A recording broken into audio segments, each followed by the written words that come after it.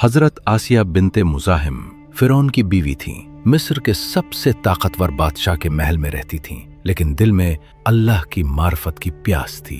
जब हजरत मूसा अलैहिस्सलाम ने फिरौन के दरबार में आकर अल्लाह की वहदानियत का पैगाम दिया और मोजज़ात दिखाए, तो हजरत आसिया का दिल फौरन गवाही दे उठा कि ये सच्चे नबी हैं। उन्होंने खामोशी से मूसा अलैहिस्सलाम के रब पर ईमान कबूल कर लिया, लेकिन ये ईमान ज्यादा देर छुप न सका।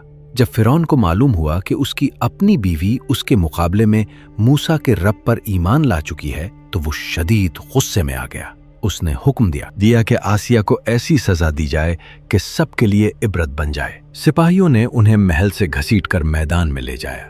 तपती जमीन पर लिटा दिया गया। उनके हाथ और पांव जमीन में गाड़े हुए खूंटों से बांध दिए गए।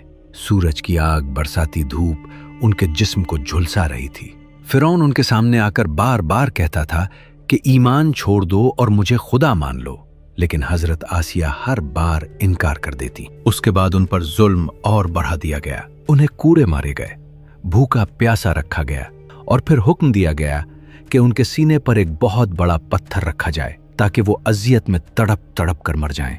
इसी हालत में हजरत आसिया ने आसमान की तरफ नजर उठाई और अल्लाह से दुआ की, ऐ मेरे रब, मेरे लिए अपने पास जन्नत में एक घर बना दे और मुझे फिरौन और उसके जुल्म से निजात दे और मुझे जालिम लोगों से बचा ले। जैसे ही दुआ की, उसी वक्त अल्लाह ने उनके सामने जन्नत में उनका घर दिखा दिया।